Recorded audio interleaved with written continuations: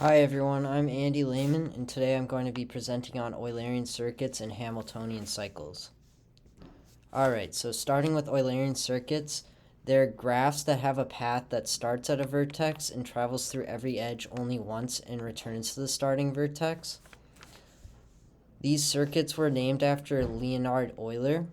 An interesting story behind these circuits have to do with 7 bridges in the town of Königsberg, Prussia.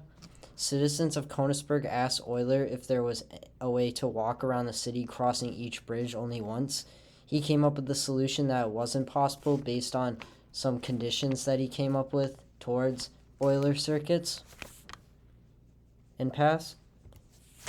So a condition for Eulerian circuits to exist is if a graph is connected and every vertex has an even degree, then at least one Euler circuit then it has at least one Euler circuit. Below is a picture of an Eulerian circuit, and you can see that every vertex has an even degree. Alright, so let's now look at some example problems. Based on the condition I talked about above, looking at these graphs I drew, determine if they have a Eulerian circuit or not, and show the route of the Eulerian circuit.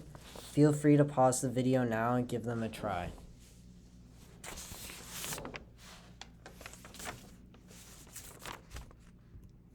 Alright, so here are the solutions for the examples.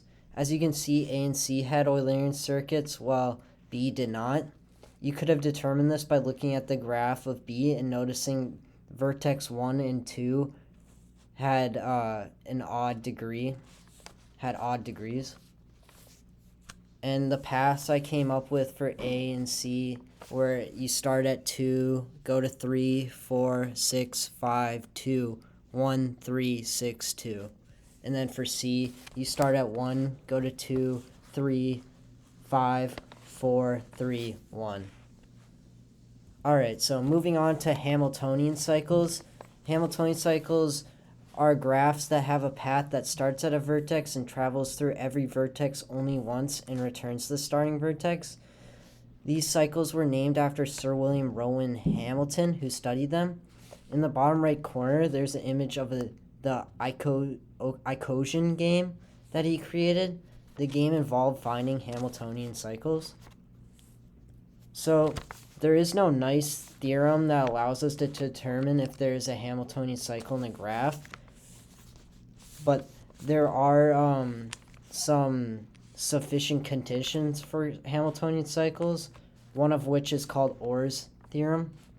Orr's theorem states if G is a simple graph on an n number of vertices that is greater than or equal to 3, and the degree of vertex V plus the degree of vertex W is greater than or equal to n vertices whenever vertex V and W are not adjacent, then G has a Hamiltonian cycle. If this theorem doesn't apply to a graph, it doesn't mean it isn't Hamiltonian. That's why it's sufficient. It's only sufficient. It's not like a true concrete condition. And so now we know this condition. Let's look at some practice problems. So looking at these problems, using the sufficient condition, determine which graphs have a Hamiltonian cycle. Feel free to pause the video now. Alright, so here are the solutions.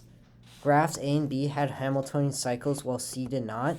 As you can see for the problems, I listed the non-adjacent vertices and calculated their total degree. I then compared the total degree to the total amount of vertices. For A, 5 and 6 were greater than or equal to the total amount of vertices, which was 5. For B and B, 4 was greater than or equal to 4 total vertices, so it was Hamiltonian. And for C, 4 was less than the total amount of vertices, so it did not have a Hamiltonian cycle. Alright, so some applications of Hamiltonian cycles in Eulerian circuits include mail delivery services, shopping at the mall, and DNA sequencing. For example, mail carriers could use Eulerian circuits to come up with a route to travel while delivering mail, so they don't go down a road twice and come back to where they started from. This would make the trip more efficient. And for shopping at the mall, one could come up with a Hamiltonian cycle so they could go to each store only once and end back where they started. And in this case, the stores would be the nodes, and like the path they walked would be the edges. Another use of Hamiltonian cycles is DNA sequencing, which I thought was pretty interesting. So, in conclusion, Hamiltonian cycles and Eulerian circuits can be very useful for real-life situations, not just math. Thanks for listening.